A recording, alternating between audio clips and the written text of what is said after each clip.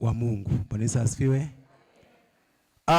Tutakwenda kujifunza kwenye somo letu mchana wa leo katika kutoka kwenye kitabu cha Wafalme wa Pili sura ile ya 7. Bwana Yesu asifiwe. Tutaanza kujifunza kutoka kwenye kitabu cha Wafalme wa Pili sura ya 7. Nimejaribu kuisoma na kuiangalia jinsi ambavyo wana wa Israeli walikuwa wakipitia hali ngumu ya njaa, lakini Mungu kwa uweza wake aliweza kuwabadilisha kwa wakati mwafaka. Bwana Yesu asifiwe. Kichwa cha somo kinasema Mungu anaweza kubadilisha hali ghafla. Mungu anaweza kubadilisha hali ghafla. Bwana Yesu asifiwe.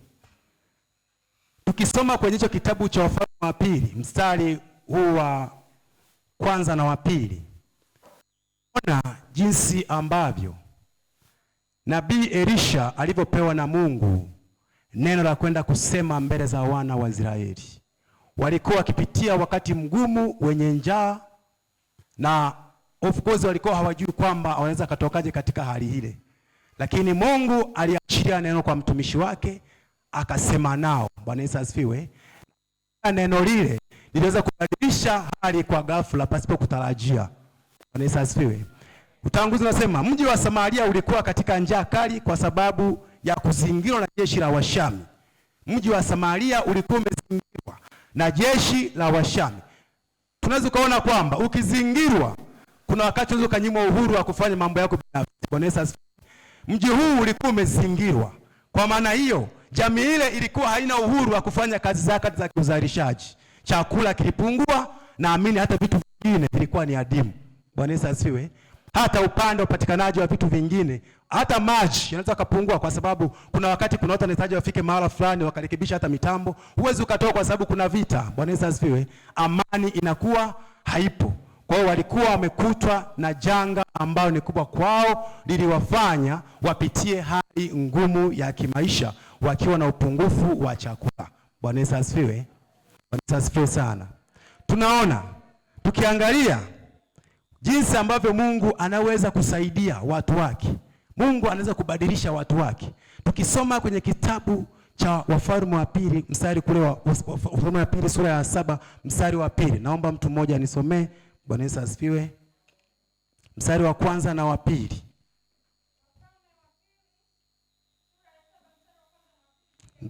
Ndio.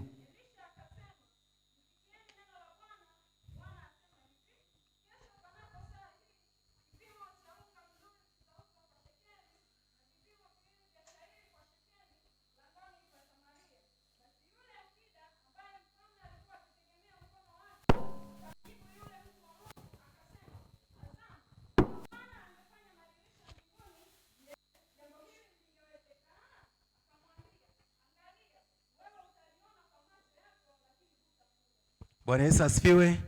Tunaona jinsi ambavyo Mungu alisema na nabii wake Elisha kwamba kweli kuna hali ngumu katika mji ule, lakini Mungu akamwambia kwamba kesho panapo wakati huu kutakuwa na uwepo wa chakula, kwa sababu kwanza chakula kitashuka nini? Bei. Bwana Yesu asifiwe. Gharama ya chakula itashuka. Yeye anasema na Elisha ambaye ni nabii ili apeleke ujumbe kwa watu wake, lakini angalia katikati ya watu tuko mahali hapa hata leo. Unaweza ukapata ujumbe kutoka kwa Mungu, aidha wewe mtu wa Mungu ukampelekea mtu ujumbe huo lakini asiupokee. Bwana Yesu asifiwe. Tunaona huyu ambaye ni akida, ni afisa wa eneo lile, akitegemewa na mfalme wa taifa lile, lakini kitotokea ni kitu gani? Yeye hakuamini ile neno ambalo Mungu alituma kwa mtumishi wake Elisha. Bwana Yesu asifiwe. Yeye akasema haiwezekani. Hata kama ingetokea Mungu akafungua madirisha ya mbingu, kitu hicho kisingefanyaje? Kisingewezekana. Lakini nataka nikwambie mchana wa leo, hakuna kinachoshindikana kwa Mungu. Bwana Yesu asifiwe. Yeye ambaye hakuamini kwa wakati ule kwamba hakitawezekana kitu kama hiki, lakini sisi wana wa Mungu tunaamini. Alinena hivyo kwa sababu yeye alikuwa ni mtu akinena katika mwili. Bwana Yesu asifiwe. Bwana Yesu asifiwe sana. Alinena yeye akitegemea kwa maneno yake anayatoa yako katika mwili. Bwana Yesu asifiwe. Lakini sisi tunanena mambo hayo kwa sababu yako katika roho. Yanavyotoka kujidhihirisha katika ulimwengu wa mwili, ina maana kwamba tayari Mungu ameshasema na watumishi wake. Uko mahali hapa, nini unapitia ambacho naamini Mungu kwako hawezi kufanya? Bwana Yesu asifiwe.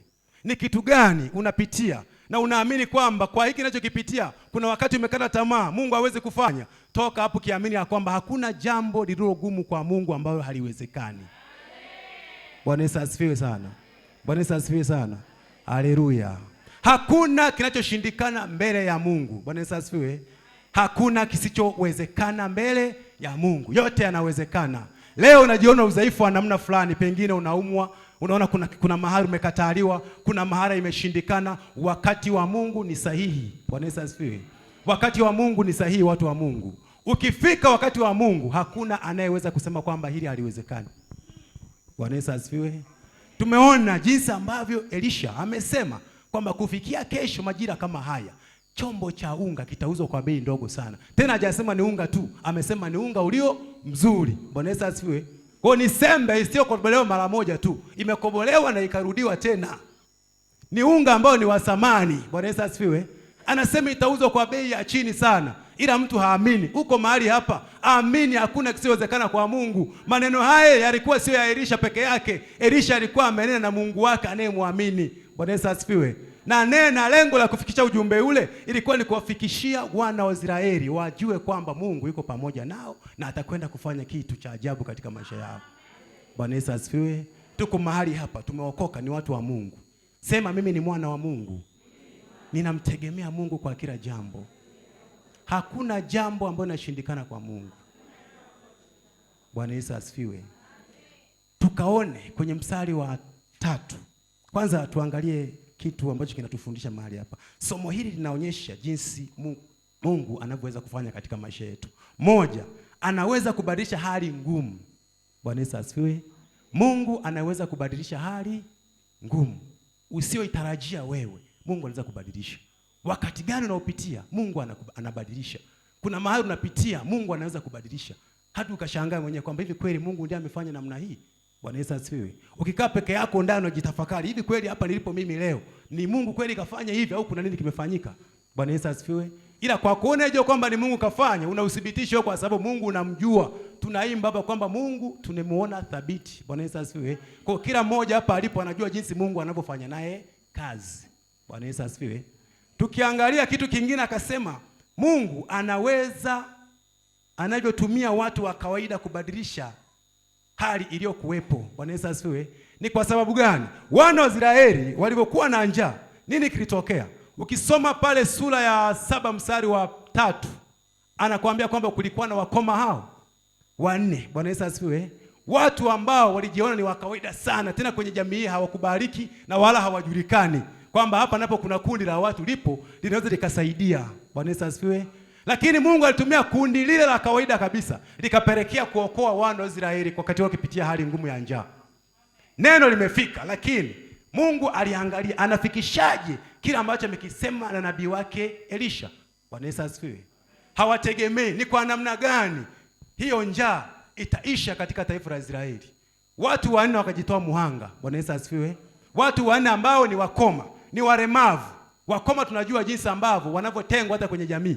Pengine labda kwa sababu ya elimu inasaidia vitu kama hivyo vinakuwa havipo. Bwana Yesu asifiwe. Vimepungua kidogo. Ila kwa wakati wa nyuma wakati nimepata ufahamu, wakoma, ukisikia mtu mkoma, hata kuchanganyika naye tu ilikuwa ni changamoto. Kwa hiyo unaweza ukafikiria kwamba hao watu walikuwa wametengwa umbali wa namna gani na ile jamii ambayo ikiishi maeneo yale. Bwana Yesu asifiwe. Kwanza walikuwa nje ya mjini, lakini wakajikuta wana hali ngumu wakipitia. Kwamba tuko mahali hapa tuna njaa. Tukaendelea kubaki mahali hapa tutafanyaje? Tutakufa na njaa. Bwana Yesu asifiwe. Lakini kwa Washami kule kwenye jeshi lao chakula kipo. Tutafikaje? Bwana Yesu asifiwe. Wakajipa maamuzi, liwalo na liwe. Bwana Yesu asifiwe. Sema walijitoa muhanga. Ikitokea tumefika katika ile kambi ya jeshi ya Washami, tukafanikiwa kuingia, ni mambo haya mawili. Bwana Yesu asifiwe. Kwa huruma zao wasiweze kuwaua au wawefanyeje? Wawaue. Lakini ndio maana wanasema ikiwezekana kama watatuua, kama tutakufa tufanyeje? Tufe. kama watatuhifadhi hai, watuhifadhi hai. Bwana Yesu asifiwe. Kwa hiyo kuna mambo mawili, wakifika pale kuna mawili, wafe au wahifadhiwe hai. Kwa waliamua, walichukua maamuzi magumu. Bwana Yesu asifiwe.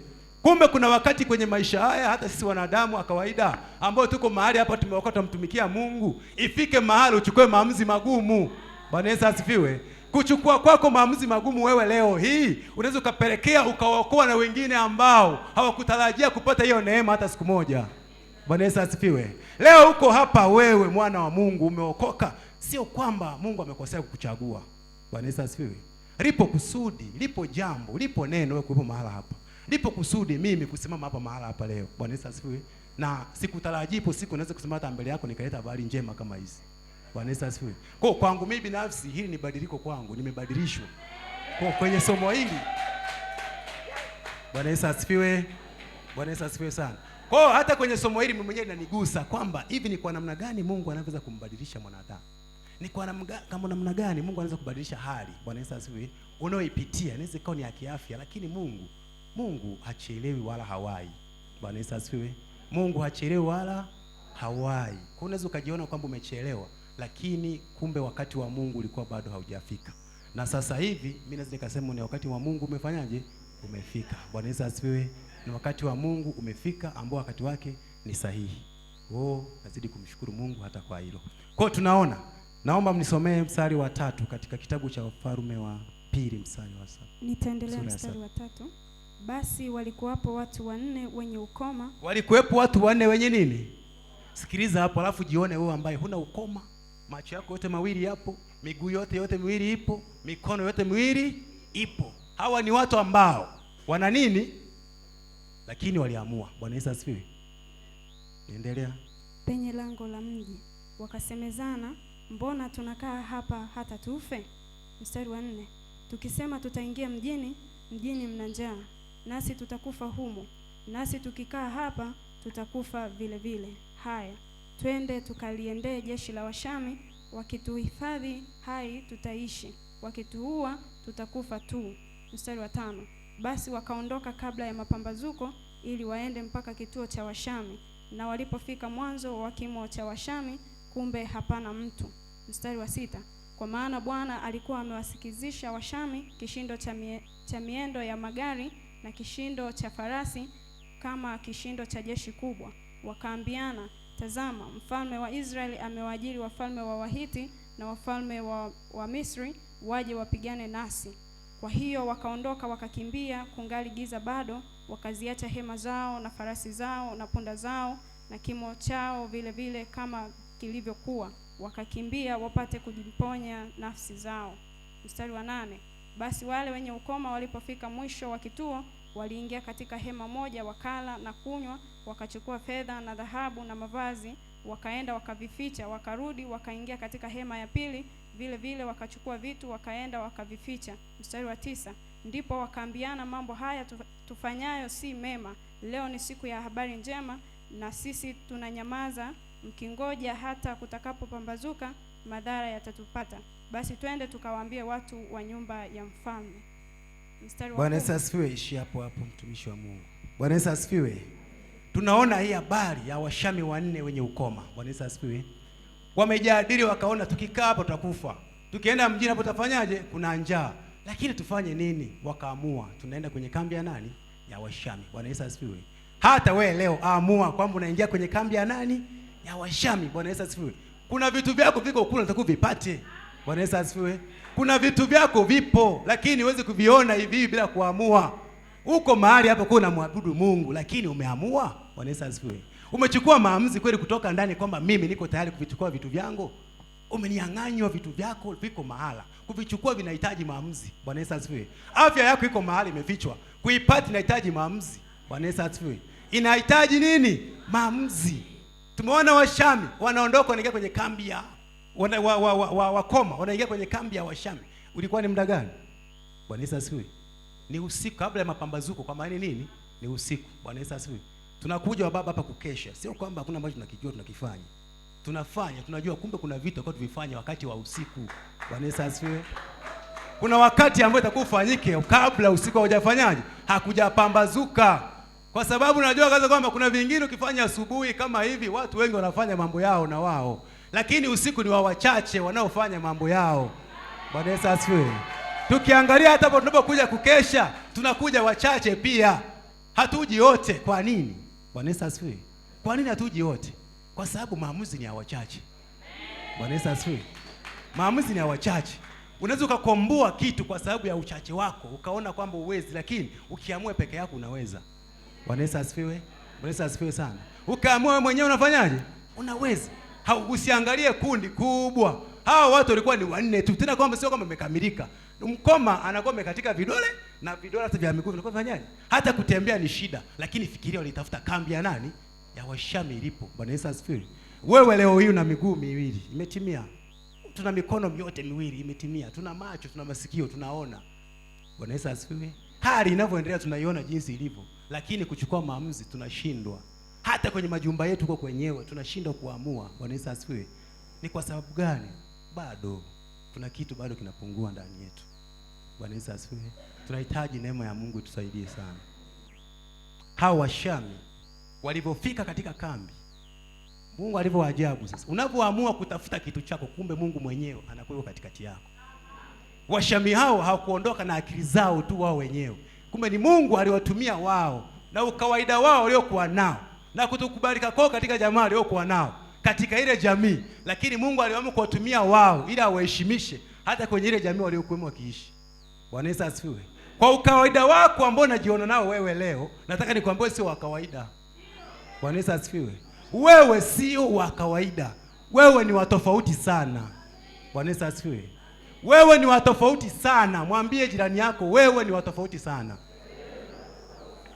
Bwana Yesu asifiwe. Kwa nini wewe ni wa tofauti sana? Ni kwa sababu vile Mungu ambavyo anakupenda kupita vitu vyote. Kama aliweza kutuma mwanae wa pekee ambaye ni Yesu Kristo, akaiacha enzi, kila kitu kipo, akaja, na sio kuja tu, anajua kaza anaenda kutoa uhai wake kwa ajili yako wewe. Bwana Yesu asifiwe.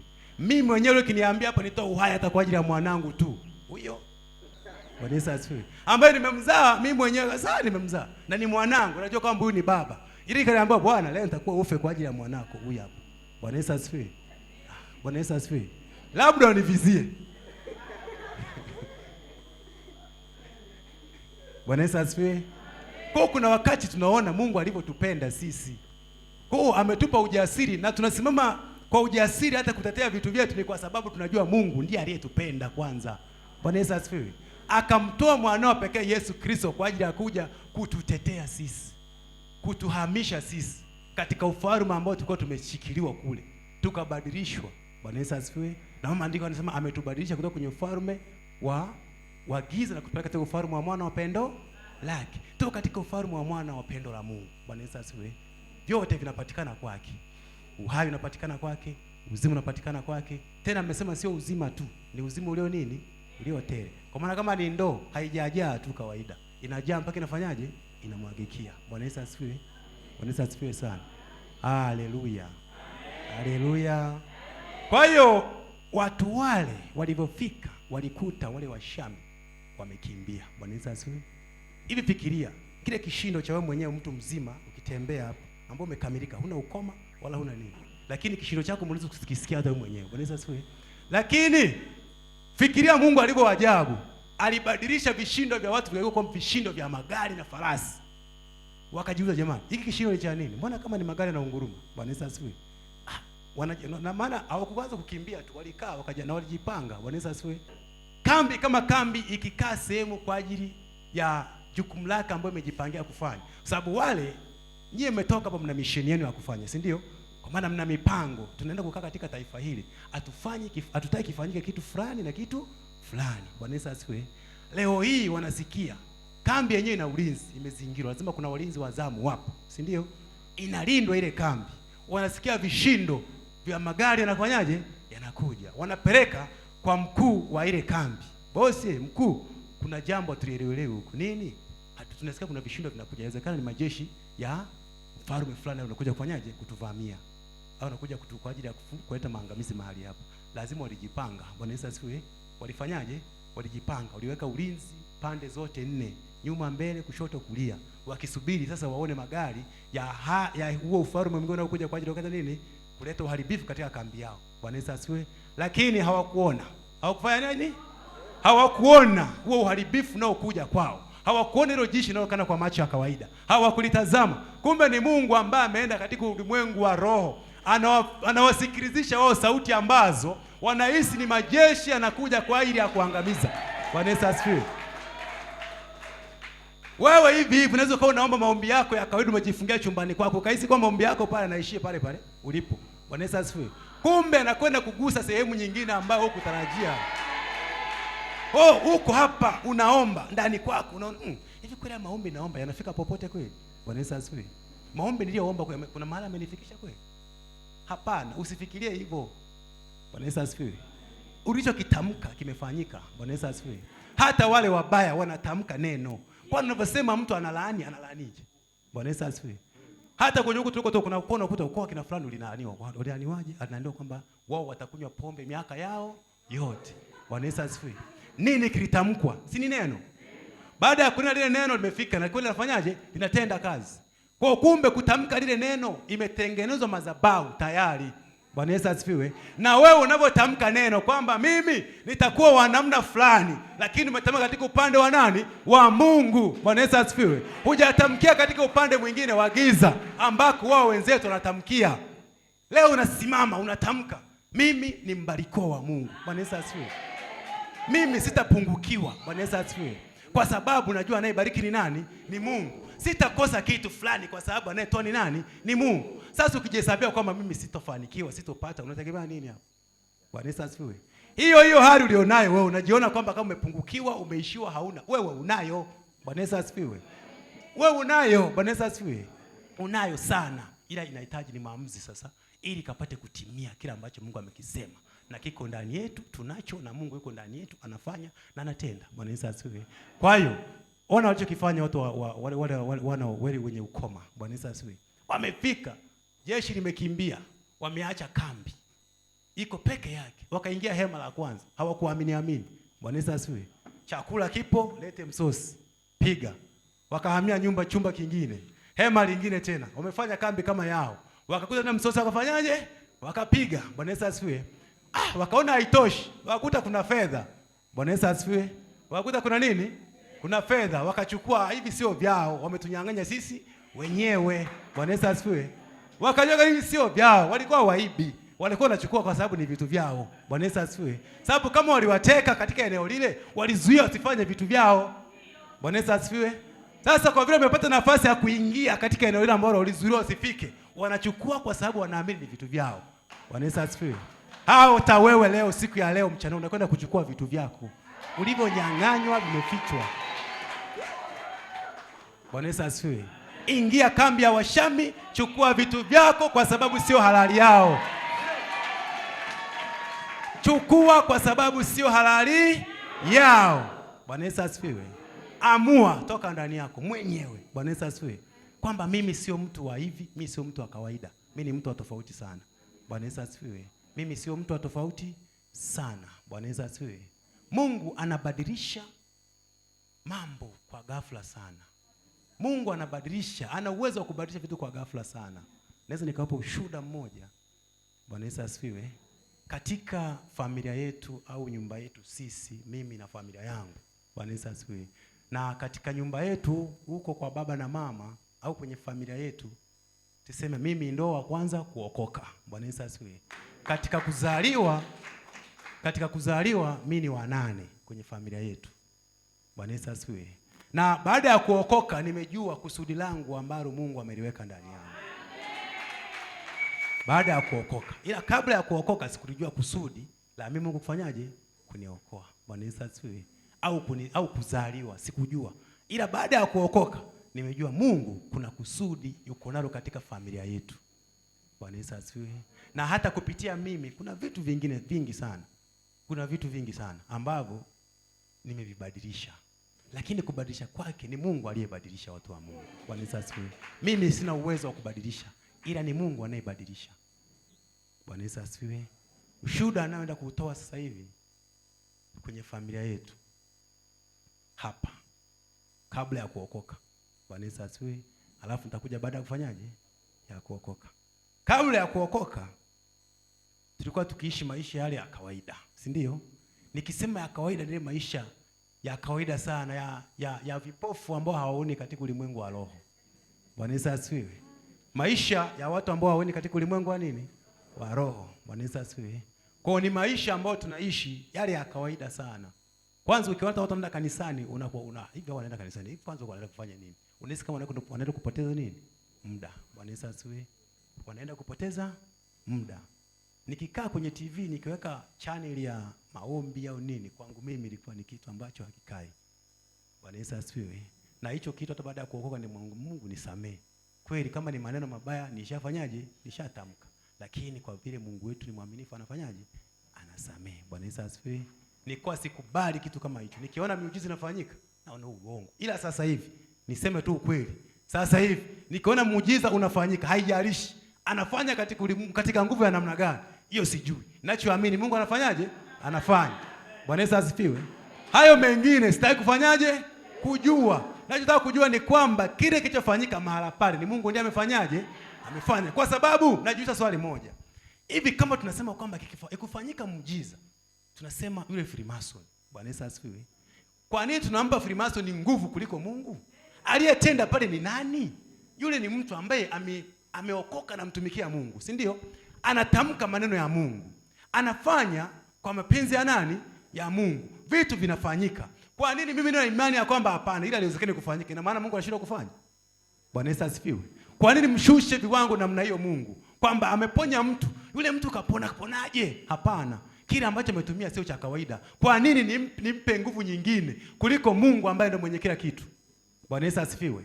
Yaani unafika mahala unaona mtumishi wa Mungu anafanya muujiza, kiwete anatembea, mtu anasema hapana, ile sio nguvu ya kawaida. Sasa ni nani kafanya? Bwana Yesu asifiwe. Kwa kumbe mganga yuko juu zaidi ya Mungu. Ndio maana yake. Kwa sababu alienda wapi? Sasa kwa mganga akapata dawa, labda akaja akafanya, mtu akafanyaje? Kapona. Bwana Yesu asifiwe.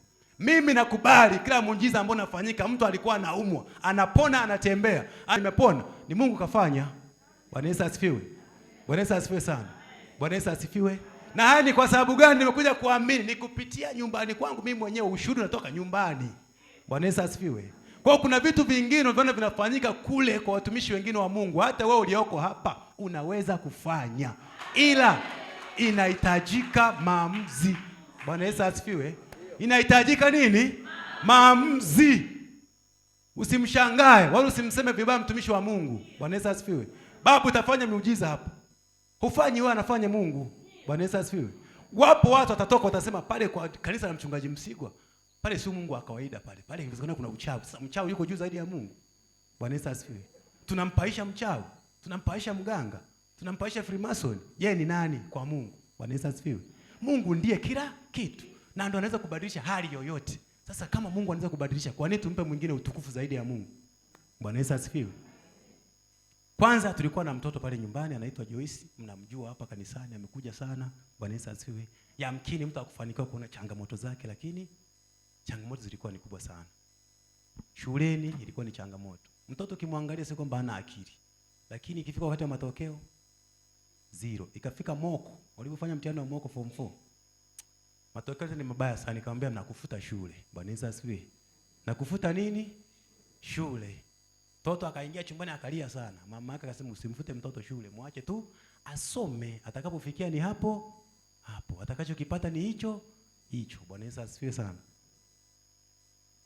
Sasa hii picha gani? Mtoto ametoka kule kijijini kuja huku kusoma kwa babake mdogo. Anaamini kuna mwanga kidogo, pengine kuna mara atamsaidia afanyeje afike. Alafu leo hii mnalipa ada, mwisho wa siku mtoto kuja kuchukua 0 anatoka nayo shuleni. Hiki ni kitu gani? Bwana Yesu asifiwe. Hiki kitakuwa ni kitu gani? Kaka atanichukuliaje kwa sababu ni mtoto wa kakaangu? Na hawezi akajua kuna changamoto kama ziko zinaendelea. Bwana Yesu asifiwe. Tukachukua maamuzi. Baada ya kugundua kuna changamoto, na kanisani kaanza kusali, yakaibuka leo ibuka. Bwana Yesu asifiwe. Yakaibuka leo ibuka. Tukayajua, kumbe kuna hivi vinaendelea. Hata shule atakiwa kusoma tena. Kwa sababu gani? Baba yake alivyo vinafanyaje? Vinamtosha. Bwana Yesu asifiwe. Tukasema kumbe kuna kitu kwa tufanyeje? Tupambane nacho. Sio kwamba mtoto hana akili, ila kuna mahala ambako amefanyaje? Ameshikiliwa. Bwana Yesu asifiwe. Na huku mahala hapa, ndugu yangu, sifikiri kila kitu kinafanyika kirahisi rahisi hivyo. Bwana Yesu asifiwe. Shetani kumbe anawekeza bado sana. Bwana Yesu asifiwe. Wewe unakuja kuwekeza kitu kishaonekana, kumbe anawekeza kabla hata kitu hakijaonekana. Yeye tayari ashafanyaje? Ashawekeza. Kwa mtoto ule washawekeza vitu vyao tayari. Washafanyaje? Washawekeza. Bwana Yesu asifiwe. Sisi hatujui. Kwa hiyo ashasema kabisa maneno kwamba atasoma lakini hatafika wapi? Hatafika mbali. Bwana Yesu asifiwe. Kwa hapo alipofika kama ni form 4 inafanyaje? Inatosha. Tukaanza maombi watu wa Mungu. Tukafika hapa kanisani. Kaanza maombi. Maombi yameanza kufanyika, maombi yamefanyika. Mtoto yule akafunguliwa. Bwana Yesu asifiwe. Na kadri siku ambazo kwenda zikienda, tukiomba, kanisani tunaomba na nyumbani toka pale, tukao tumeamua jamani, sisi hatuwezi kuishi bila nini? Bila maombi. Tuishi kwa maombi. Tunamwamini Mungu atafanyaje? Atafanya. Tumeenda. Mtoto wake akafika akaanza kufanya mtihani wa NECTA. Kumaliza form 4. Ukifanya mtihani akirudi na vipi mtihani ulikuwaje? Anakumbuka maswali yote. Hicho kwa ikaanza kunishangaza. Na hapo ndipo nikamwona Mungu ni wa ajabu sana. Bwana Yesu asifiwe. Nikaanza kuona sasa kwamba Mungu ni wa namna gani. Bwana Yesu asifiwe. Anakumbuka chote. Wakati akiwa kirudi kumza, leo umesoma nini? Anakuna kwanza. Anaitika. Nani amekuita? Yaani ukimuuliza leo umesoma nini? Lazima aitike. Lakini nakwambia alichosoma, alichofanya mtihani, wote anakutajia maswali kila kitu. Nikaona hapa kuna kitu kinafanyika kikubwa sana. Bwana Yesu asifiwe. Na ni mabadiliko ya ndani ya muda mfupi sana. Kwa hiyo kutoka mwezi wa 6 nakumbuka kama sikosei, hadi kufikia mwezi wa 11, mtoto alibadilika kwa hali kubwa mno, ninavyokuambia. Alibadilishwa na nini? Alibadilishwa na Mungu. Bwana Yesu asifiwe. Maombi alimbadilisha mtoto yule. Maombi na maombezi ambayo alikuwa akiyapata mahali hapa yalimbadilisha sana. Anafika form 4, anapata division 4 ya point 27, akaanza kulia. Nikamwambia unalia? Wao unalia kweli wewe kwa stahili unalia? Badala umshukuru Mungu unalia. Bwana Yesu asifiwe sana. Kutoka 0 mpaka upate 27, cheti umekipata unalia. Na unaweza kusoma mwenyewe ukiamua sasa hapo ulipo. Sasa ukitaka masters, ukitaka nini wewe? Kwa sababu tayari watu wanasema wana D4, anaanza anatafuta D4, anapata certificate, anapata diploma, anaenda degree, anaendelea huko mbele. Wewe unalia sasa hivi wakati usingepata hata cheti. Bwana Yesu asifiwe. Hivi angepata 0, unatakima angeenda wapi? Sisi ni wafugaji. Na maana kazi ni kuozesha tu, basi kazi imefanya. Meisha.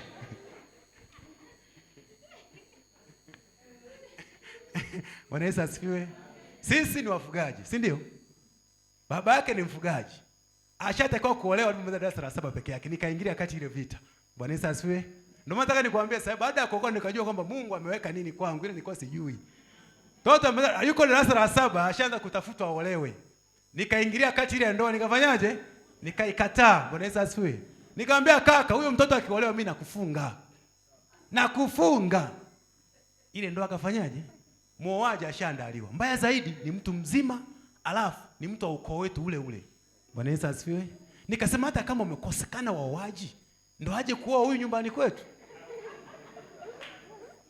Bwana Yesu asifiwe. Hata kama umekosekana waoaji, ndo mtu mzima aje kuoa nyumbani kwetu. Huyu mtu huyu hata kumtuma tu hatuwezi. Sawa, sisi ni baba wakwe zake kweli. Lakini kwa umri huu, mwenyewe namuita baba, nawezaje kumtuma wakati ni baba yangu? Bwana Yesu asifiwe sana. Bwana Yesu asifiwe.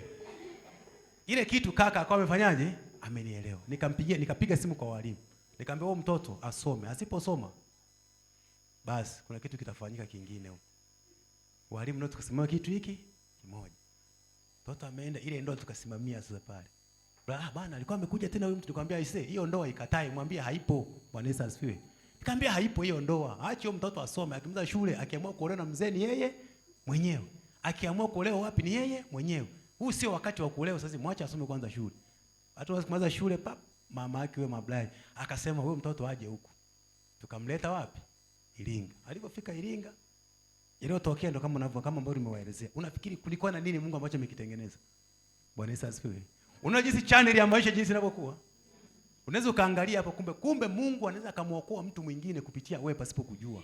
Kwa ile familia kupitia mimi na familia yangu au na nyumba yangu huko nyumbani tumeokoa pakubwa sana. Bwana Yesu asifiwe. Sababu kama ni mwiba ulikuwa nyumbani. Kama ni mwiba ulikuwa wapi? Ulikuwa nyumbani. Binti yule ni binti mkubwa kuzaliwa nyumbani kwao, ndiye wa kwanza. Wadogo zake ambao itakuwa mfuate yeye kama 4 hivi, kama sikosei. kama ni 4, wote wamefanyaje? Wameondoka. Bwana Yesu asifiwe. Ana vidogo vyake vinamfuata ni 2 au 3 sasa, ambacho haikustahili. Alitakuwa na wadogo zake ambao ni wakubwa pia, lakini wote walifanyaje? Waliondoka. Sababu ni nini? Ni kisasi. Bwana Yesu asifiwe. Kwa kumbe adui anaweza akawekeza kwako wewe au kwa familia yako kwa lengo la kulipa nini? Kisasi. Yule kaka itakuwa afa akiwa mdogo, lakini ikashindikana. Tulipewa story tu ya ugonjwa wake, jinsi ilivyokuwa akapona. Bwana Yesu asifiwe. Lakini naye kulikuwa na nini? Kuna kitu Mungu alikuwa amewekeza kwa ajili yetu sisi wenyewe kwenye familia yetu. Kupitia yeye hata kufika sisi kuiringa. Mimi nimefika kwa sababu yake yeye. Ina maana angefariki yule hata hapo pengine singekuepo. Bwana Yesu asifiwe. Hata hapo Iringa kuna wakati nisingekuepo. Sababu juhudi zake na nguvu zake zimenisaidia mimi. Kwa nataka nikwambie kumbe adui hajawahi kuwekeza sehemu ambayo haina hasara. Haina faida. Bwana Yesu asifiwe. Anawekeza sehemu yenye faida. Kama kuna hasara, hawezi akahangaika na wewe. Kama una impact kwake ambao unamsumbua kitu fulani, akikuangalia kwenye ramani zako anaona unachotule kwake, hangaiki na wewe. Bwana Yesu asifiwe. Kwa sababu anajua huna unachomzuru, hasa anahangaika na wewe ya nini? Wakati aliko kwenye familia yake. Hivi kama uko kwenye familia yake yeye mwenyewe ameshakumiliki, unamsumbua tena kitu gani? Bwana Yesu asifiwe. Kwa nini ahangaike na wewe wakati anajua kwamba wewe ni wa kwake? Ushaingia kwenye ramani zake. Anakutumia anavyotaka yeye. Kwa uamini ya kwamba hahangaiki tena na wewe. Anahangaika na mwingine ambaye bado hajamuingiza kwenye ramani zake. Akisha muingiza tayari kazi imefanyaje?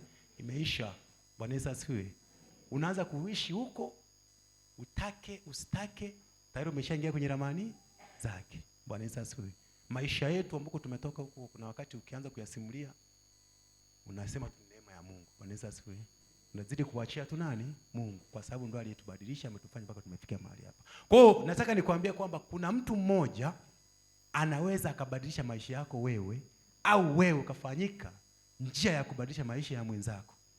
Washami hawa wakoma hawa waliweza kubadilisha hali ya eneo lote la mji wa Samaria, kwa sababu jeshi limekimbia. Bwana Yesu asifiwe. Nao walivyo wema wakasema hapana, huu ujumbe tulionao sisi wenyewe tusibaki nao tu kwamba huku jeshi limefanyaje? Limekimbia, kuna chakula cha kutosha, kuna hadi fedha ziko hapa. Wakarudisha ujumbe. Bwana Yesu asifiwe. Tena wakaambizana, tumeingia usiku, tutoke usiku, tukisubiri mpaka kupambazuka tutafanyaje? Tutakufa. Kumbe kuna wakati la kufanya mambo yako usiku, maliza kwa nini? Kwa usiku. Bwana Yesu asifiwe. Kama ni maombi yako, omba usiku, maliza kwa usiku, kukicho na ratiba zako zingine, kwa sababu umeshafungua nini? Malango. Bwana Yesu asifiwe. Umeshafungua njia. Kama wanafanya usiku wao na wanafanya usiku, wao wameondoka kukimbia usiku, na wao wakaingia kwenye kambi ya Washami usiku, wakachukua vitu vyao usiku. Bwana Yesu asifiwe. Wangesubiri kupambazuke, kuna wakati wasingeweza kuifikia ile kambi. Kwanza ufikiria ni walemavu. Kuna mtu mazima na miguu miwili mizima kabisa anakimbia. Tunategemea wangefika kwenye ile kambi. Lakini cha ajabu sasa, wao wale walemavu ndo wakaenda wakaona hali jinsi ilivyo, wakarudisha mrejesho kwa wale wazima. Bwana Yesu asifiwe. Wao ndo wakaleta nini? Ujumbe. Ndo wakarudisha nini? Ujumbe. Wakasema hapana, mahali hapa tunakaa pa kupumzika, wakitukuta tutafanyaje? Tutaangamia. Wakatoa kupeleka ujumbe katika mji ule ambao walikuwa wakikutana na janga la nini? La njaa. Bwana Yesu asifiwe. Wakatuma jeshi kwenda kufanya utafiti sasa, kuangalia kwamba huyu mtu, ili jeshi kweli limeamua kujificha lituue au kuna nini kinaendelea. Bwana Yesu asifiwe. Wanaita advance team. Wakatuma timu, mfalme akatuma timu kwenda kwa ajili ya kuchunguza, kuangalia kwamba kweli wameondoka au wapo wamejificha sehemu ile tuangamize. Bwana Yesu asifiwe. Kwa alivyotuma kikundi kidogo cha watu wake wa jeshi kwenda kuangalia huyu mfalme katika mji wa Samaria, akaangalia hao wetu wameondoka kweli kwa huu ujumbe ambao tumeupata. Bwana Yesu asifiwe. Ina maana walikuwa hawajui ujue. Walikuwa wafanyaje? Ila wale wakoma peke yake ndio walikuwa wanajua nini kinaendelea. Na ndio maana ujumbe walipeleka wao. Bwana Yesu asifiwe. Yeye na jeshi lake yuko pale, lakini haelewi nini kifanyaje. Wala kambi ya Washami haipo tena. Mfalme alikuwa afanyaje? Hajui. Bwana Yesu asifiwe. Alikuwa hajui. Wewe uko hapa leo unahangaikia kitu gani? Bwana Yesu asifiwe. Uko mahali hapa, nini kinakuhangaisha? Bwana Yesu asifiwe. Nini ambacho wewe hujui ila Mungu anajua? Basi Mungu anaweza akatumia hata Mungu mwingine na mtu mwingine ufanyeje? Ujue ndani ya kanisa au nje ya nini? Ya kanisa. Bwana Yesu asifiwe. Kwa hiyo tunaona jinsi ambavyo Mungu alivyo mwaminifu. Tunaona Mungu wetu jinsi anavyobadilisha mambo kwa wakati. anaweza kubadilisha hali kwa wakati. Anaweza kuwatumia watu wa kawaida kuleta mabadiliko. Bwana Yesu asifiwe.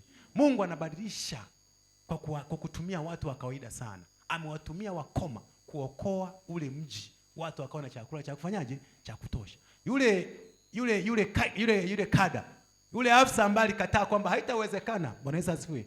Kwa maana nyingine alitamka kwamba hata Mungu akishuka hapa, hata Mungu akifanyaje? Akishuka haitawezekana kitu kama hicho. Bei ya unga ipungue kwa hapa ilipofikia. Bwana Yesu asifiwe. Ni kwa namna gani? Yule jamaa hakuwa na imani. Bwana Yesu asifiwe. Hata sisi kama tunakuja kweli kanisani humu, ukiondoka huamini kwamba Mungu anaweza kufanya mabadiliko kwenye maisha yako, haitakaa ikatokea hata siku moja. Lazima ifike wakati, haijalishi kuna udhaifu uko nao, huo udhaifu sikufanye kuona kama vile Mungu hafanyi. Bwana Yesu asifiwe. Yaani huo udhaifu ulionao, pengine unaweza ukakaa na udhaifu muda mrefu kahisi kwamba Mungu hafanyi. Kumbe Mungu anajua. Nikimuondolea jamaa udhaifu wake alionao sasa hivi, mapema hivi, hata rudi hata kanisani. Bwana Yesu asifiwe. Bwana Yesu asifiwe sana. Haleluya. Yaani kuna wakati unakuja ukuta kuna udhaifu unaupitia. Kuna hali unaipitia. Inaweza kuwa ni ya kiafya au jambo fulani, hata ugumu wa maisha. Unajikuta unakuwa una kipato kabisa. Ukao unaenda kanisani, unarudi.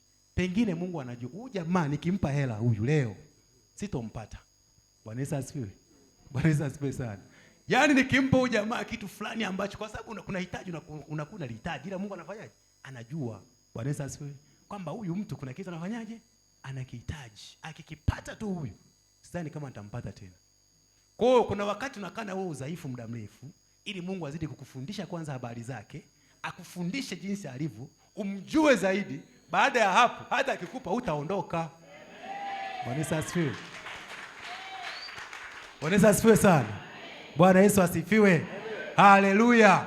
Kwa huko hapa mtu wa Mungu unapitia kitu gani? Unahisi Mungu amekuacha? Unakata tamaa? Bwana Yesu asifiwe. Usikate tamaa. Mungu anafanya kwa wakati, anabadilisha kwa ghafla. Siku ambayo umechoka, kumbe ndiko Mungu anakwenda kubadilisha. Bwana Yesu asifiwe. Siku ambayo unaona kwamba inatosha, siendi tena kanisani mimi, kumbe siku hiyo ndio Mungu amesema sasa leo na kuondolea wewe udhaifu. Na wewe ndio unasema kuanzia leo mimi siendi tena wapi? Kanisani. Kwa sababu Mungu afanyeje? Hanisaidii. Bwana Yesu asifiwe. Tafakari amekusaidia vingapi? Kuamka tu na kutembea, Mungu tayari kashakusaidia. Kulikuwa na uwezo wa kutokuamka kabisa. Kulikuwa na uwezo wa kutokusimama kabisa. Jana napokea taarifa ya askari mwenzetu tulikuwa naye. Ameamka tu asubuhi akiwa mzima. Bwana Yesu asifiwe. Unaweza kujitafakari kwa mimi ni wa thamani kiasi gani kwa Mungu, hata siku ile nimeiona. Lakini huyu naye ameamka, ameshindwa kuimaliza hata siku ya leo. Bwana Yesu asifiwe. Hicho tu pekee yake kinatosha kusema Mungu asante. Usiangalie udhaifu ulionao katika mwili wako. Yaani kama una udhaifu wa mkono peke yake ndio kufanye muone Mungu afanye. Bwana Yesu asifiwe. Una udhaifu labda unasikia kuna homa ndio kufanye muone Mungu afanye. Wakati uhai amekupa, pumzi ipo unavuta. Amini upo wakati na majira ukifika Mungu anafanyaje? Anafanya. Bwana Yesu asifiwe. Anabadilisha mambo. Anabadilisha nini? Mambo. Kwa hiyo usijione wa kawaida. Bwana Yesu asifiwe. Hivyo ulivyo usijione udhaifu ulionao, usijione wewe ni wa thamani sana kama wale wakoma walivyoweza kuokoa taifa la ule mji wa Samaria, wakajikuta watu wote wanapata chakula kwa bei ya kawaida sana. Bwana Yesu asifiwe. Bei ya chakula ikafanyaje? Ikashuka. Bei ya chakula ikashuka. Wanasema wakauza kwa shekeli. Kipimo cha shairi, wanasema shairi, sijui shairi ni mabakuli yale, sijui ndo nini kile yale mashairi wanaita shairi, sijui ni mabakuli. Na tafakari sana kwamba ni mabakuli au ni madude gani wako nachotea kupima ule nini? Ule unga. Bwana Yesu asifiwe. Bwana Yesu asifiwe sana. Bwana Yesu asifiwe. Kwa hiyo tunaona wana wa Mungu kwamba tusijione wa kawaida sana. Mungu anaweza kututumia hivyo hivyo tulivyo. Bwana Yesu asifiwe. Tukiangalia, naomba tuangalie mambo matatu hapa. Tuangalie mambo matatu ambapo Mungu anavyoweza kufanya kazi pamoja na sisi. Anasema Mungu hutoa ahadi katikati ya tatizo. Mungu anatoa ahadi katikati ya nini? Ya tatizo. Bwana Yesu asifiwe. Wakati unaopitia tatizo ndipo Mungu anapotoa nini? Ahadi yake. Bwana Yesu asifiwe sana. Ndipo Mungu anapopitia ahadi yake. Sasa ni wakati wa wewe mwana wa Mungu uliyookoka na unajua kutembea katika nyakati za Mungu, ujue kwamba huu ni wakati ambao Mungu amefanyaje? Amesema na mimi. umuulize Mungu nifanye nini? Bwana Yesu asifiwe. Tunatakiwa kumuuliza Mungu, Mungu nifanye nini? Kweli umetoa ahadi yako katikati ya nini? Ya tatizo. Lakini nifanye nini? Akupe ufunuo wa kufanya. Bwana Yesu asifiwe. Kwa sababu kweli unaweza ukajua kwamba Mungu amenijulisha tatizo, si ndio? Lakini usijue ufanye nini ili utoke katika nini? Katika tatizo. Napo inahitaji ufunuo wa nani sasa? Wa Mungu. Bwana Yesu asifiwe. Mungu akufunulie, akujulishe, kweli nimekujulisha tatizo hili hapa, lakini fanya hivi. Bwana Yesu asifiwe. Kwa nilichokuja kugundua, kumbe hakuna kitu ambacho kinatokea katika maisha yetu Mungu asitusemeshe, ila tunakuwa tuko nje ya utukufu wa Mungu, tunakuwa hatujui. Bwana Yesu asifiwe sana. Yaani kumbe mimi kinaweza katokea kitu katika maisha yangu mimi au kwenye afya yangu, Mungu akawa aishasema na mimi, ila sikuzingatia kwa sababu sikuwa na uelewa. Lakini kwa kuwa uko mahali hapa, wewe ambaye ni mtu wa Mungu, tayari unaoelewa, ile giza limeshakutoka, si ndio? Ile giza limeshakutoka. Mungu akisema na wewe unajua kwamba Mungu amesema na mimi. Bwana Yesu asifiwe. Unachukua nafasi ya kuuliza kile kitu kwa Mungu ili akwambie ufanye nini. Bwana Yesu asifiwe. Kwa katikati ya tatizo Mungu anatoa ahadi yake. Kwa sababu gani? Tumeona wana wa Israeli walipokuwa wakipitia njia katika ule mji wa Samaria. Mungu alisema na nabii wake ambaye ni Elisha, si ndio? Akawaambia kwamba kesho majira kama haya chakula kitashuka nini? Bei. Bwana Yesu asifiwe. Bwana Yesu asifiwe sana. Ile ni ahadi ya Mungu na Mungu asingeweza kuipinga. Mungu asingeweza kufanyaje?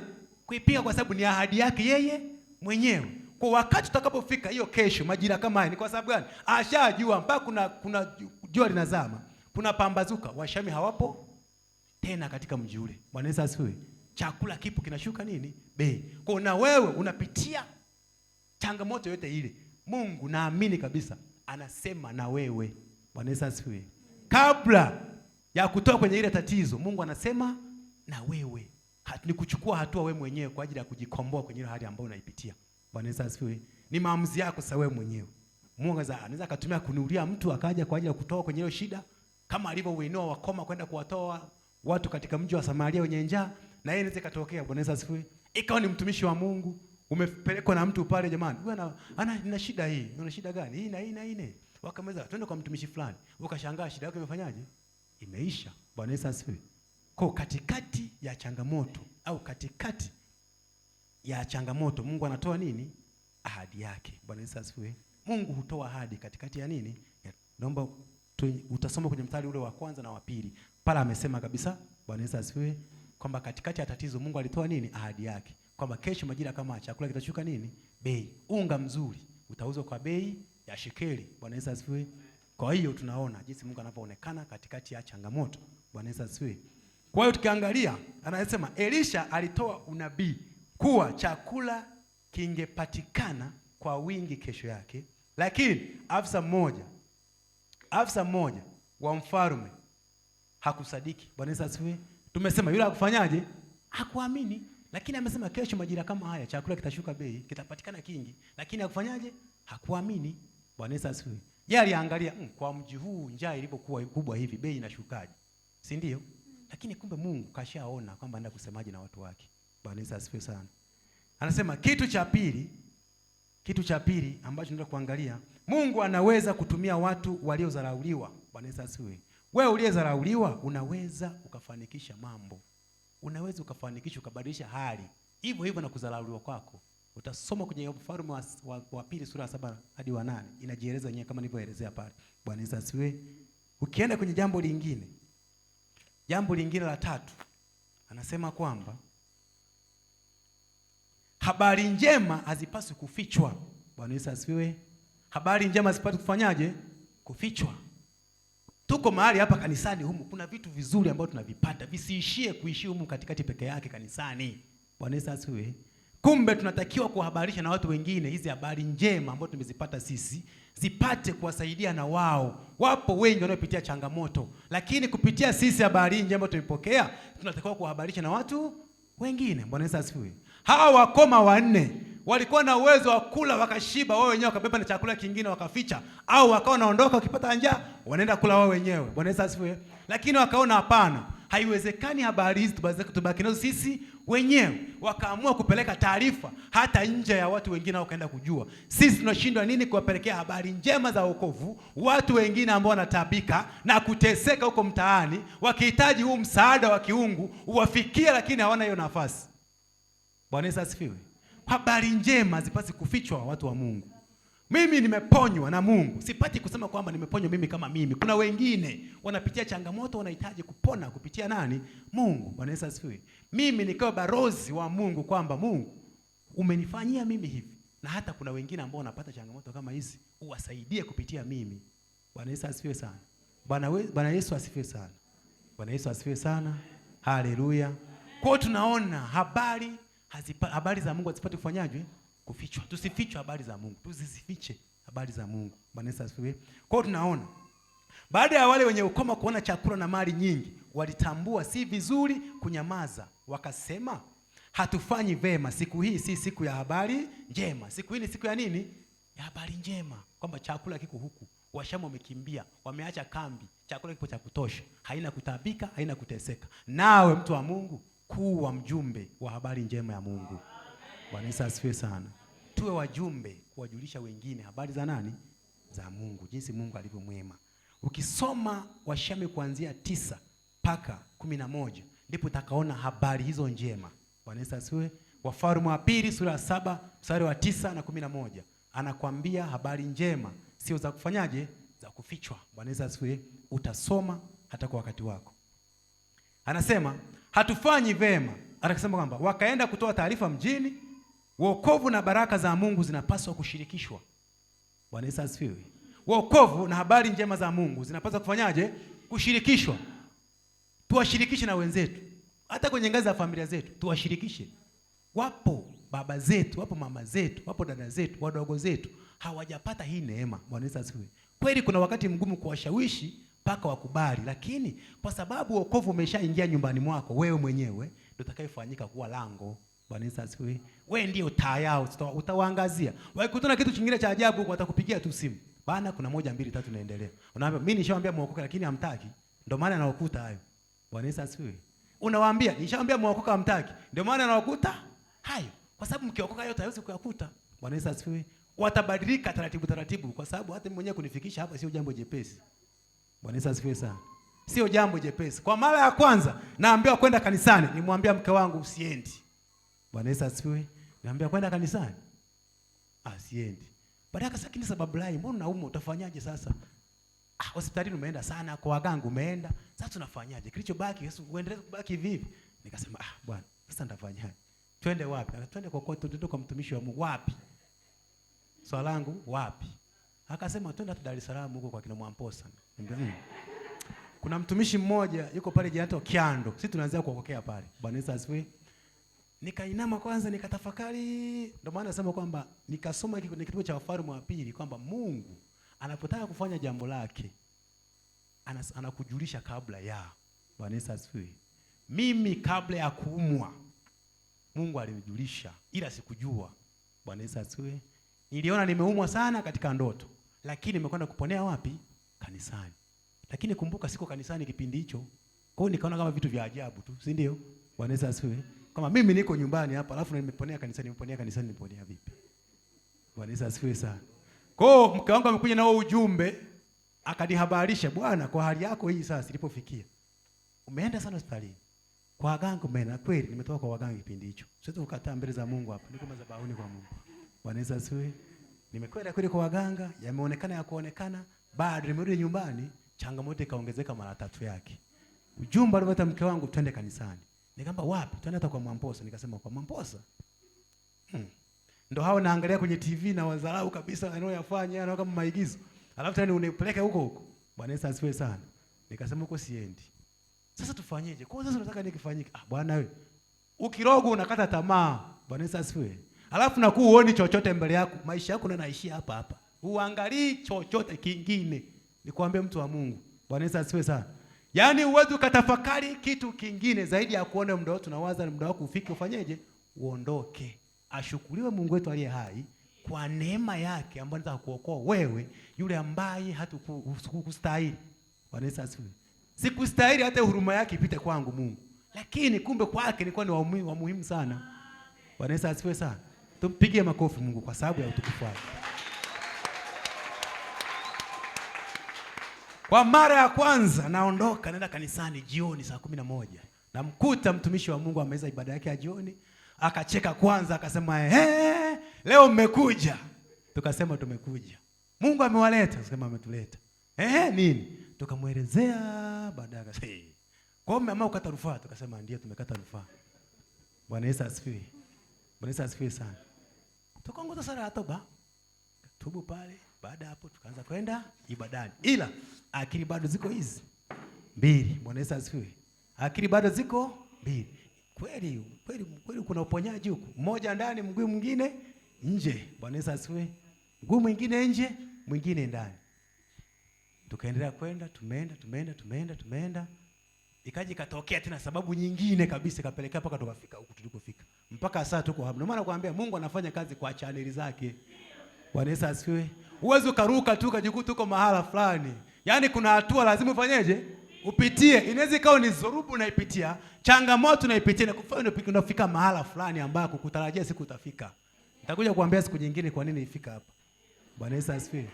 Hiyo ni siku nyingine.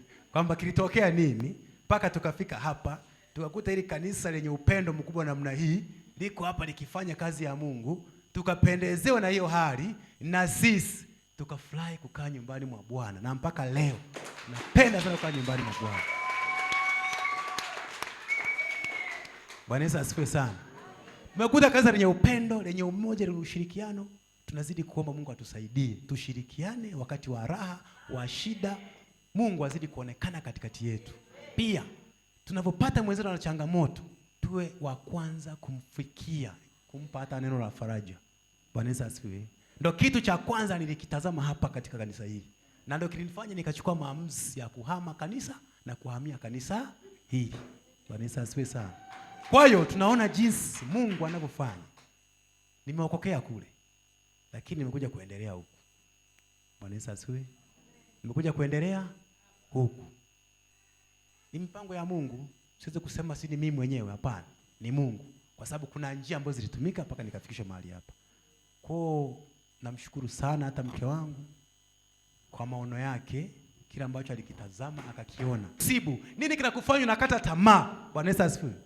Yaani usikate tamaa. Usikate tamaa kama huyu afisa ambaye ameambiwa kesho majira kama haya chakula kitashuka bei. Yeye akakata nini? Tamaa. Yaani nakata tamaa. Kashaona kwamba hapa hamna namna, kichobaki ni kufanyaje? Ni kufa tu. Bwana Yesu asifiwe. Lakini alichoambiwa na Elisha, aliambiwa ni yaani chakula wewe utakiona kwa macho tu, utafanyaje? Utakula. Bwana Yesu asifiwe. Kilimkuta nini? Alikufa kweli. Bwana Yesu asifiwe. Kwa neno la Elisha ambalo Mungu amemwambia akalipinga. Na Elisha akamwambia, umesema hivyo lakini chakula utakiona ila utafanya nini? Hautakula. Bwana Yesu asifiwe. Aliishia kukiona kwamba kweli chakula kipo kingi. Ila alifanyaje? Alikufa. Alikufa kufaje? Kaenda uka mlangoni ili watu wanapoenda kupewa chakula wakipate, akakanywa akafanya nini? Akafa. Bwana Yesu asifiwe. Unajifunza nini hapo mtu wa Mungu? Mungu halipingi neno lake. Na pia Mungu alitazama neno lake ili alitimize. Bwana Yesu asifiwe. Wewe Mungu amesema ataleta chakula, unakataa, wewe ni nani?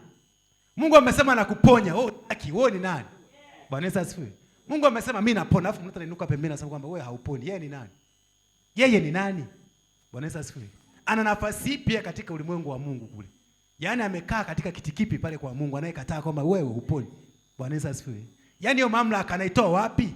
Kwamba kweli Magembe kwa hapo ulipofikia wewe sasa ni basi. Wakati huo Mungu ameshasema wewe unafanyaje? Unapona. Bwana Yesu asifiwe. Kwa Mungu kama ameamua kulitimiza neno lake, hawezi kuliacha. Bwana Yesu asifiwe. Maana alimuuliza hata Yeremia kwamba umeona nini? Bwana Yesu asifiwe. Unafikiri Mungu alikuwa anaangalia kitu gani? Anaangalia neno lake ambalo ameliachia kwa nani? Kwa Yeremia ili alitimize. Kwa maana akamwambia umeona vyema. Bwana Yesu asifiwe. Hata leo Mungu haangalii kulia kwetu. Nataka niwaambie watu wa Mungu. Mungu haangalii nini? Kulia kwetu. Haangalii kulia kwetu. Kwa kulia kupo kwa aina nyingi. Bwana Yesu asifiwe. Kulia kupo kwa aina nyingi. Ila Mungu nilichojifunza, Mungu anaangalia neno lake ili alitimize. Kama amesema atanipa uzima, tena nitakuwa nao uzima ulio tele, Anachokiangalia ni hilo neno lake alitimize. Bwana Yesu asifiwe. Mimi kazi yangu ni kuambia tu Mungu, umesema umekuja ili niwe na uzima, kisha niwe nao tele. Hicho ndio kitu ambacho Mungu anafanyaje? Anakiangalia. Haijalishi. Naweza nikawa nalia tu lakini sema Mungu anaangalia nini?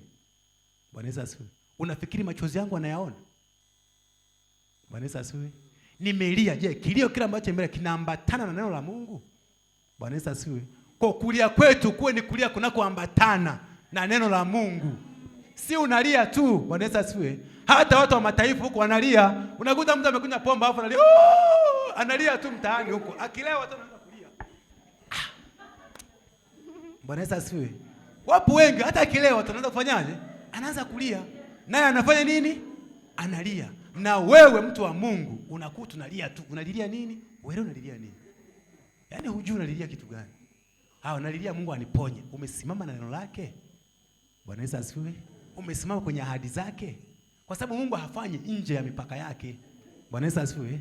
Mungu hafanyi nje ya kanuni zake. Zipo kanuni za kiungu ambazo tutembee humo. Kwa hiyo tunavolia tulia kwenye kanuni za nani? Za Mungu. Bwana Yesu asifiwe. Mungu amesema omba. Bwana Yesu asifiwe.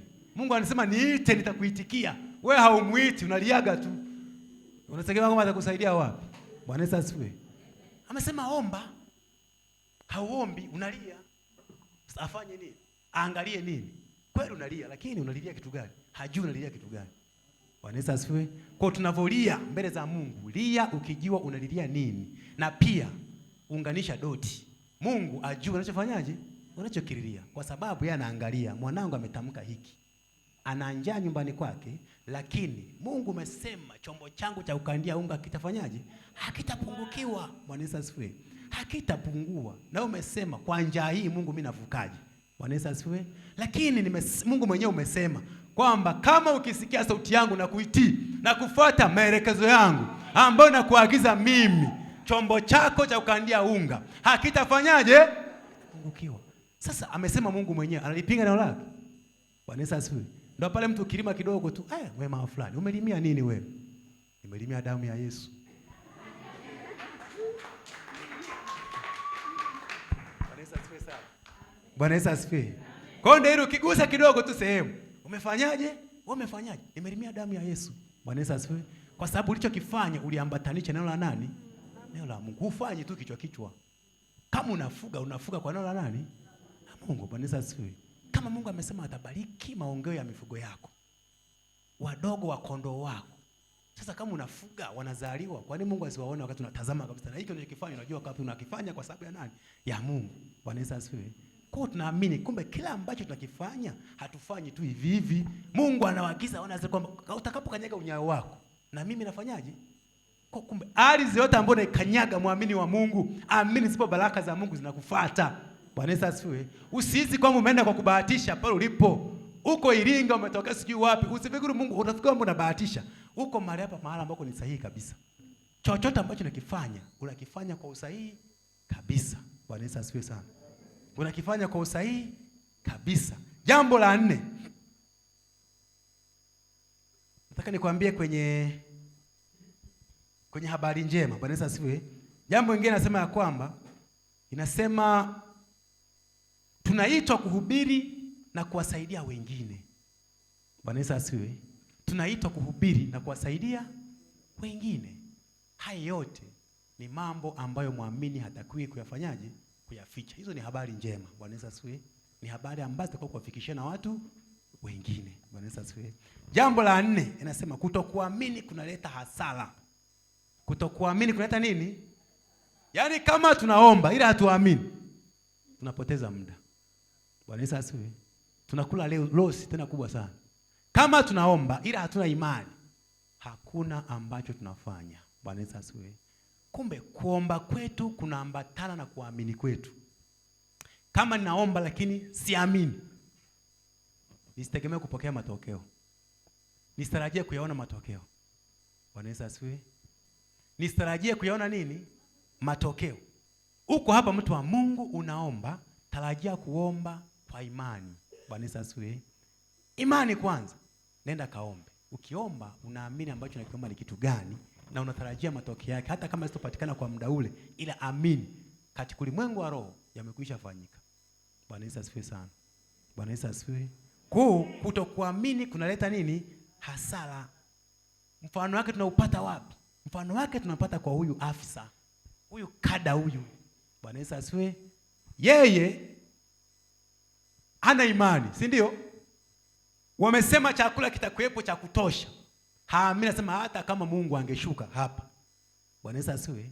Hata kama madirisha ya mbinguni yangefunguka, hakuna uwezekano wa chakula kufanyaje? Kupatikana.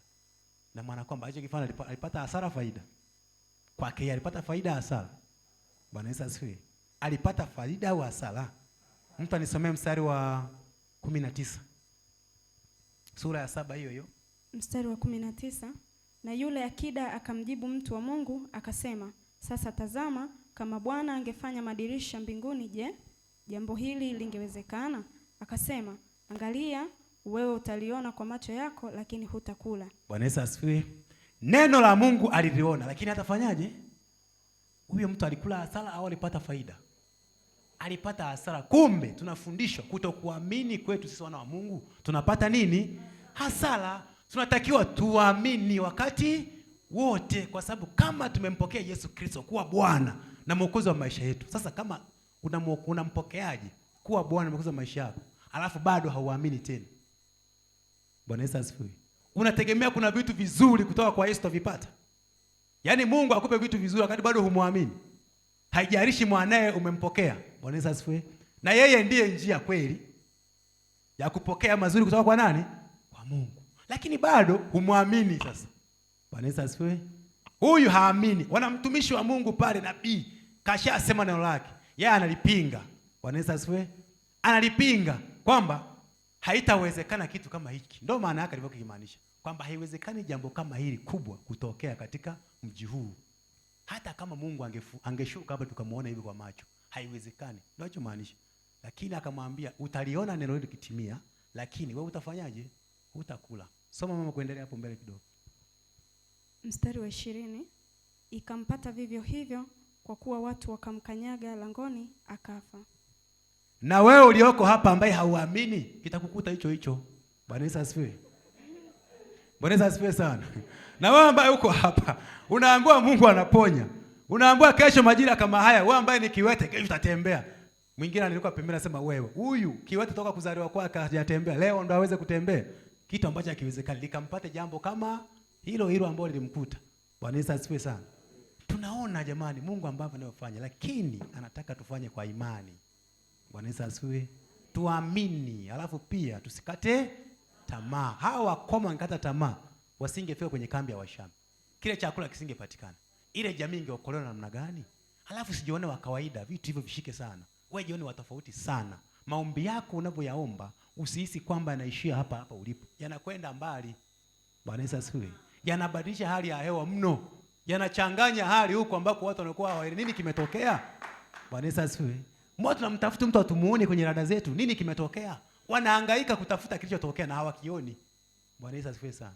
Hawakioni. Kwa hiyo tunajifunza nini? Tunajifunza kuwa neno la Mungu hutimia. Neno la Mungu likisemwa linatimia. Bwana Yesu asifiwe. Mungu akisema anakuponya, anakuponya kweli. Bwana Yesu asifiwe. Mungu akisema anakulinda, anakulinda kweli. Hakuachi. Ni wewe sasa mwenyewe kuchukua hatua yako. Atakulinda lindaje? Itakuwa uone kwamba Mungu anakulinda kwenye vipi. Unajua Mungu anakulinda kwa sababu unaomba. Bwana Yesu asifiwe. Kingine anasema kwamba kutokuamini kuna gharama zake. Gharama ni mauti, si ndio?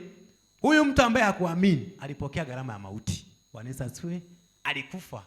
Na sisi ambao hatuamini tutapata hiyo gharama ya mauti. Mimi mwenyewe nisingekuwa sijaamini mpaka leo, pengine singekuwepo hapa. Ningepokea nini? Si gharama ya mauti ingeshanikuta. Bwana Yesu asifiwe. Lakini Mungu amenisaidia kwa sababu nilipoona tu kuna upenyo unapatikana, kuna mwanga na uone, nikasema huku ndio wakushikiliaga sasa. Bwana Yesu asifiwe. Na tunazidi kuomba neema tusaidie, tuzidi kusimama imara. Mkiona jamani sijinipigieni hata simu. Magembe uko wapi? Bwana Yesu asifiwe.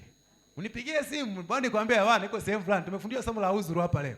Ile mimi nimesikia sana kwa umakini. Hata baada ya kupewa hiki kipindi nilitafakari sana mara mbili. Nitoe uzuru au iweje? Bwana Yesu asifiwe. Kwa leo nimeshangaa asubuhi Nimekaa hapo, mtumishi wa Mungu kama ananiambia mimi. Sasa mbona yote anafanyika kama vile ni mimi ananigusa? Jambo linawezekanaje? Yaani niko hapa tu alafu mimi ndo anakuja kunisema leo hii. Bwana Yesu asifiwe. Baba amenipigia simu Magembe. Jumapili jana unasimama za, nikasema unafanyaje baba, unasemaje? Sema unasimama za bahuri. Nikamwambia mke wangu, hivi mchungaji kuna kitu gani anitafutia? Mbona sielewi?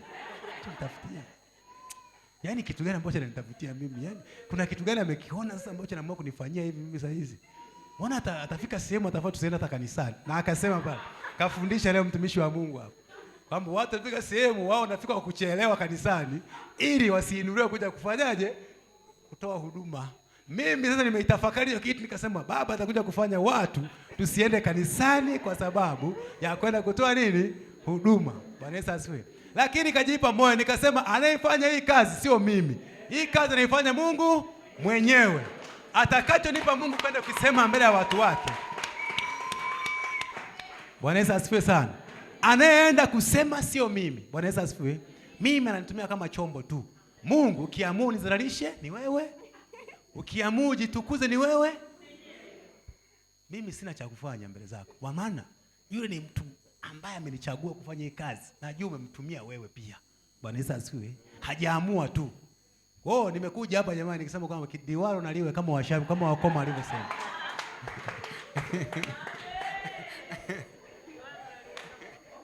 Nimekuja kama wakoma walivyosema kama tufe.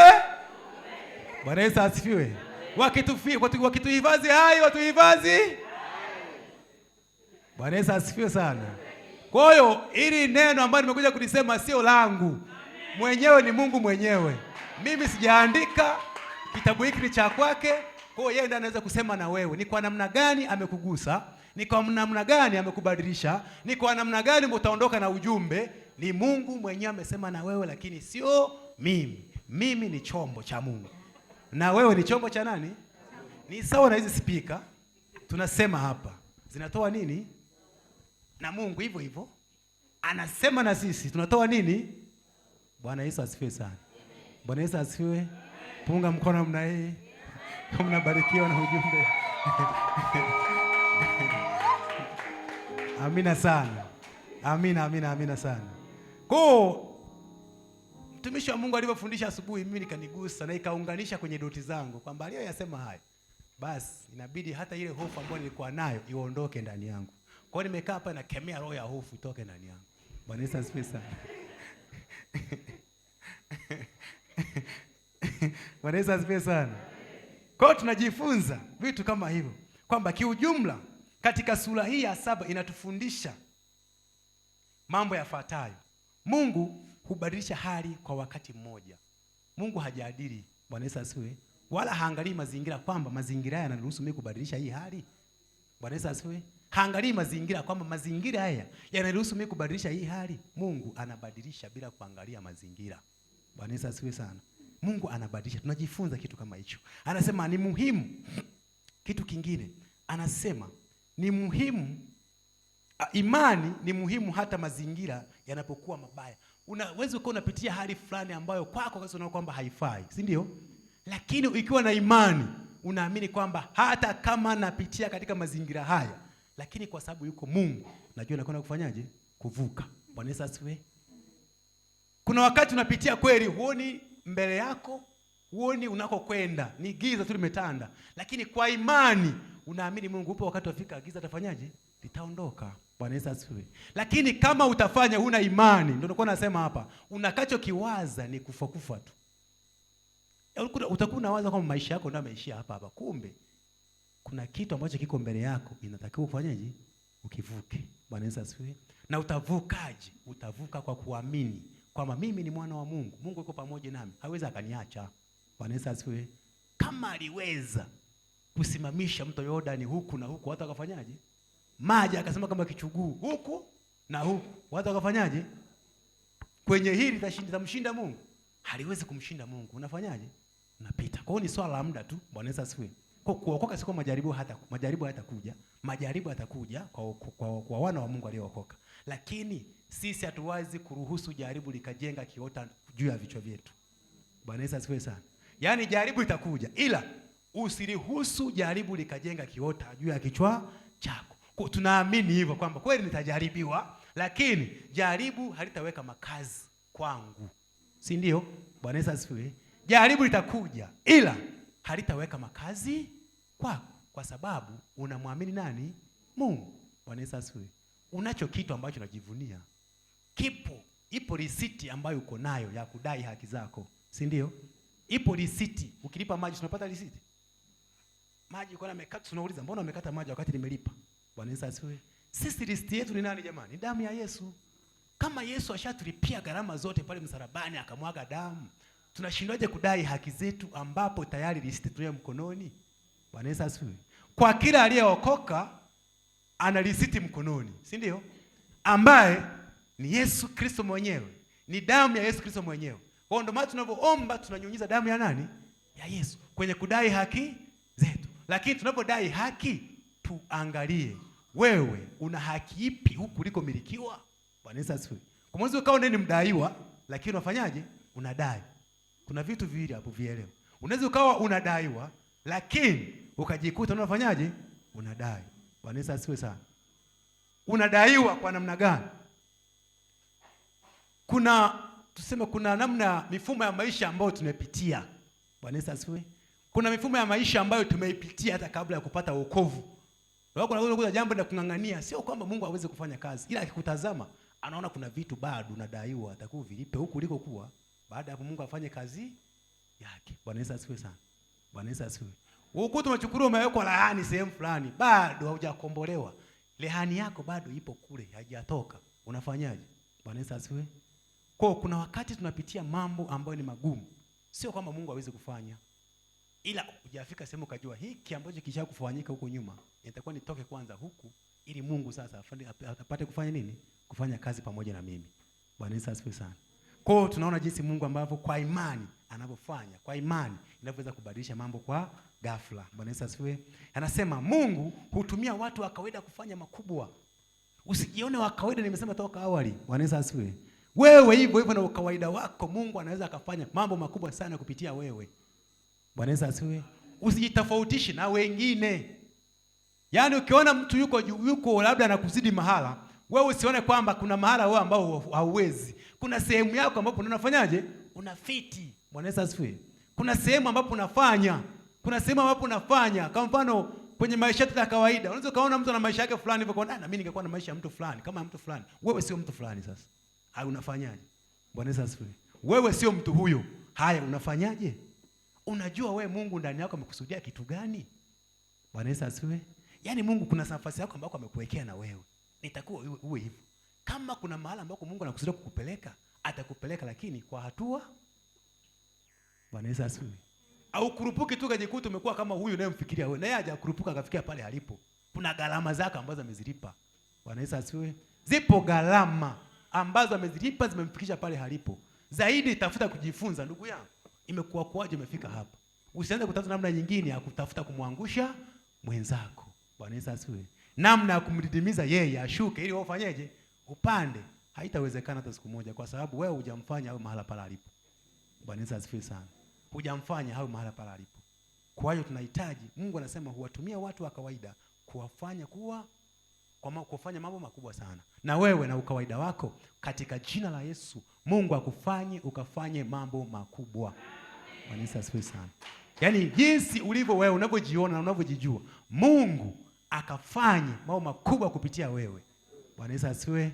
Yaani ikafanyike baraka wewe mwenyewe hapo ulipo, hata kwa wengine huko, ukabadilisha hata maisha yao. Bwana Yesu asifiwe sana. Kwa hiyo tunaona Mungu anapofanya mambo makubwa jamani, watu wa Mungu.